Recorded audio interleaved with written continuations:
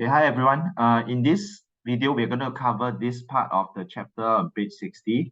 How did Singapore achieve internal self-government?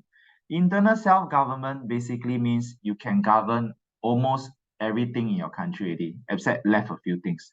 Okay, remember this is internal self-government basically is it's more power for locals compared to than 1955. Because in 1955, remember after the random constitution we learned in the previous video, they wanted to give locals some more chance to run the country, let them become ministers for the 6 areas.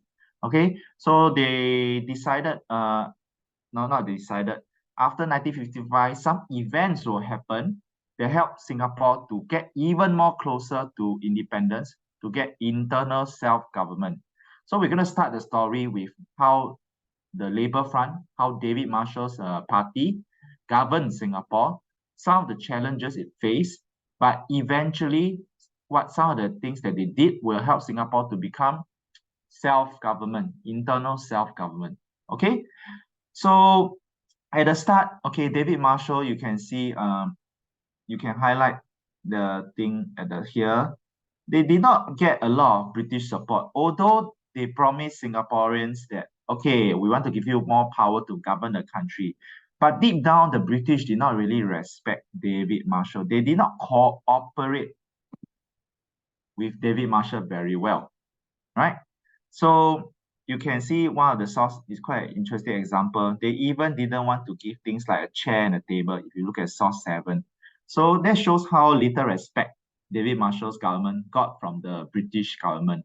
I say David Marshall's government and British government because you can think in Singapore there are sort of two groups in charge, the British and then now the locals. Okay, so the first big test that David Marshall's government had was the Hock Lee Bus Riot, which you can see here.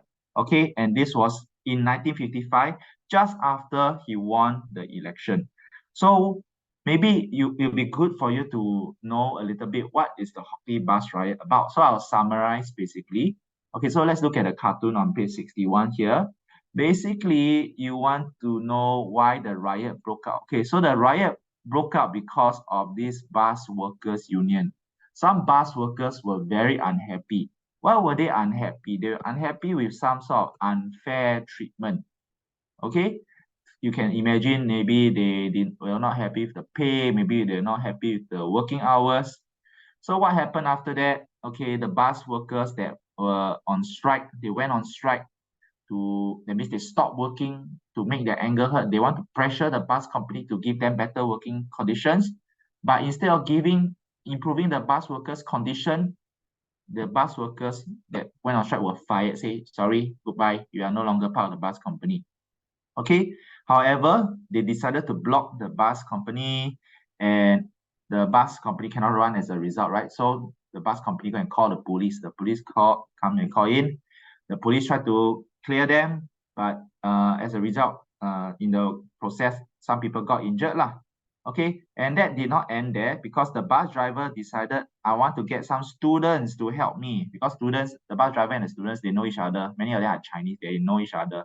The Chinese students respect the bus drivers because they see that, they're fighting for good working conditions, we should support them. Okay, so a lot of the Chinese students come and help them. And what did David Marshall do? So David Marshall was not a very strong leader, did not provide a very strong response. He tried to settle the dispute here, you can see, okay, but they could not reach an agreement. So he was not a very good mediator, not a very good leader. People did not really listen to what his suggestion is. Okay, so what happened in the end, the Hock Lee Bus Riot, the strike got bigger and bigger, as you can see.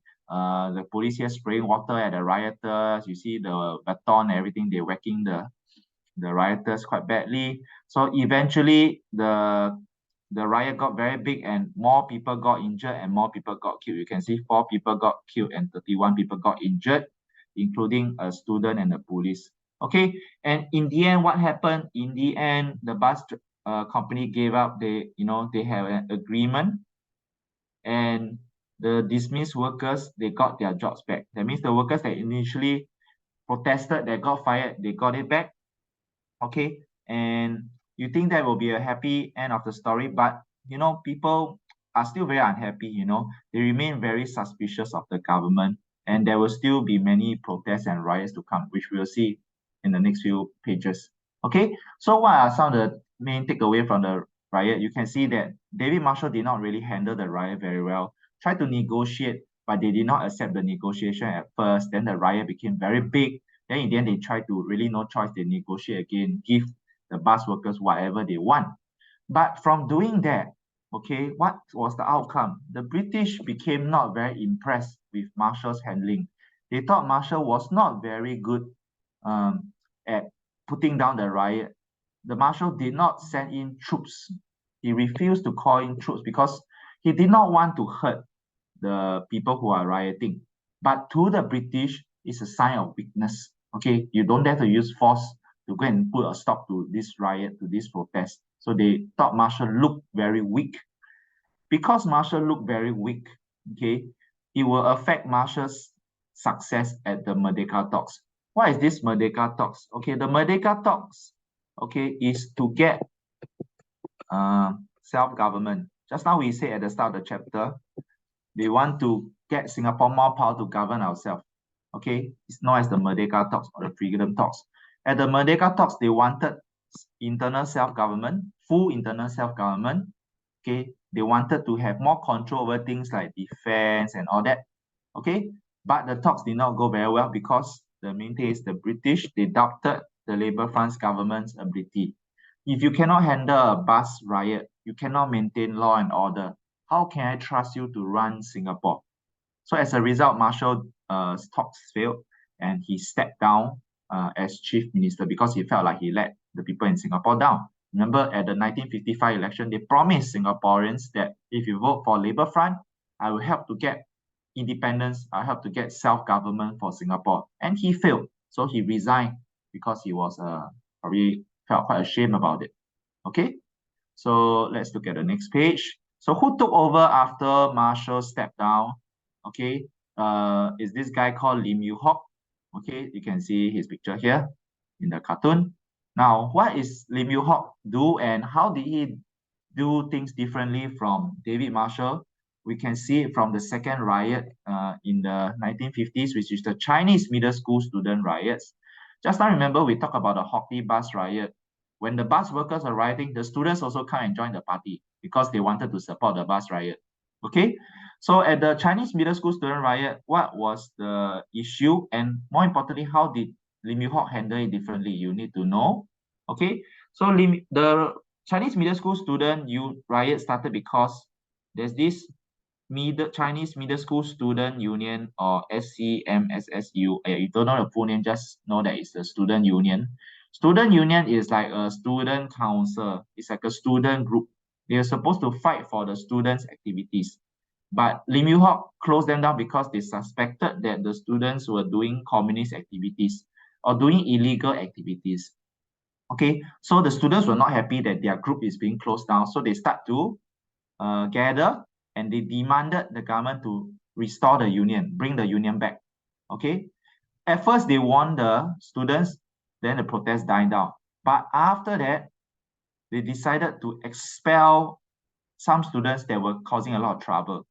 Okay, and the students were from Chinese school like Chongqing High and Chinese High School. You can't remember the school, never mind. Just remember there were some Chinese schools. Okay, and the students were not happy with that. How can you you close down a union, then secondly, you go and expel these students who are like our leaders. Okay, and Lim Yew Hock was very different. You can see he was very demanding, asking them, you must leave the school by 8 o'clock or else, I'll take harsh action. And this was very different from David Marshall. David Marshall's first response to the bus riot was, let's talk, let's not fight. So Lim Yew Hock learned from the lesson that, I must be very tough, so the British government will think very highly of me. So he was very firm. And you can see that the police was sent down to confront the students. Okay. Eventually, even troops from Malaya was sent in to restore order. Okay, so it shows that Lim Yew Hock, took a lot of tough action. Okay, Lim Yew Hock took tough actions. Okay, to put down the riots. Okay, and you can see many people were injured and died, but what happened? The British were quite pleased because it shows Lim Yew Hock was very decisive. Decisive means he's very firm. He's acted very quickly to contain the effects of the riot. Okay, but the downside is this: although the British felt very impressed with Lim Yew Hock, okay, many people start to think Lim Yew Hock's Labour Front government were like dogs of the British. You are doing things for the British. Why are you attacking your own local people, sending troops, sending police? So the British love Lim Yew Hock, but unfortunately, the locals started to hate Lim Yew Hock and his Labour Front Party very much. Okay, so what happened after that? Okay, you can see some pictures of the riots, but the outcome of Lim Yew Hock's government, the good thing of Lim Yew Hock's government is the British were very impressed. The British were very impressed with him. So during the second Merdeka Talks, okay, Lim Yew Hock again went to negotiate for full internal self-government, okay, and this time, okay, he was able to discuss with the British very well, and they decided, okay, they were succeeded in securing full internal self-government because the British decided Lim Yew Hock was quite a strong leader. I think he can control Singapore very well. Okay, so Singapore got a lot more powers now with this second Merdeka talk, and the British decided, okay, the next time this new power, we will give it to you in 1959. Okay, at the next election. So Lim Yew Hock, go and run the next election. If you win the next election, you will become the prime minister with more power. You become the prime minister of a more independent Singapore now. Okay, the only thing that the British will still control is external defense. That means they're still in charge of the defense of Singapore. But almost everything else, every aspect of Singapore's government, locals can run the show now. Okay, so in 1959 election, that is when we're going to decide who gets to govern this new Singapore with more power. Okay, and the key thing is, you can see that a lot of people, they try to campaign in the election. Okay, but the key thing is, you need to know who's the winner, and the winner was the PAP. The PAP won a very big victory. Okay, now what happened to Lim Yew Hock and his party? Just now we said, he was very tough on the students, on the rioters. So a lot of the locals did not like him. Okay, so Lim Yew Hock and his Labour Front Party. Okay, so his Labour Front Party, first thing, just a small point, changed the name to SPA, Singapore People's Alliance. So it's same party, just with a different name. And they performed very poorly. Why were they so poor? Because many of the Chinese voters were very unhappy with Lim Yew Hock and his government and his party. So they decided to vote for someone else. They decided to vote for the PAP. And the PAP was very clever, actually. They kind of promised a lot of the Chinese student leaders that, if you vote for the PAP, previously a lot of the Chinese leaders were arrested by Lim Yew Hock. I will release them from prison. So a lot of Chinese voters were very happy to support the PAP because they promised them to treat the Chinese a little bit better, the Chinese workers and the Chinese students. All right, so that's it for this chapter, I believe. So Singapore finally, 1959, became full internal self-government. You can see that this page shows that at first we only got one election in 1948, and the 1948 election, honestly, you can see there was very little power. Right? You can write down there's very little power for locals. Okay, sorry, little power for locals. But by the time it reached 1959, we got more power for locals.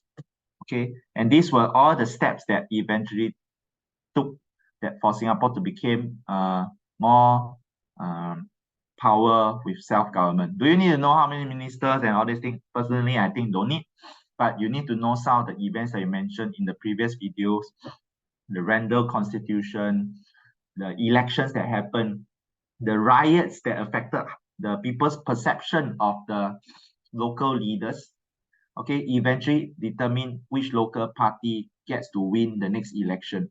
Okay, so at first the Labour Front won, but David Marshall was not very strong leader. Lim Yew Hock took over, was very strong, but the locals did not like him. And in 1959, Lee Kuan Yew and his PAP became the winner, and they formed a new government. All right. So that's all for this chapter, I believe. Okay, so in the next video, you will learn more about the why did PAP decided to merge with Malaysia, and why did we eventually separate from Malaysia to become an independent country. All right, so that's for the next video. Bye-bye.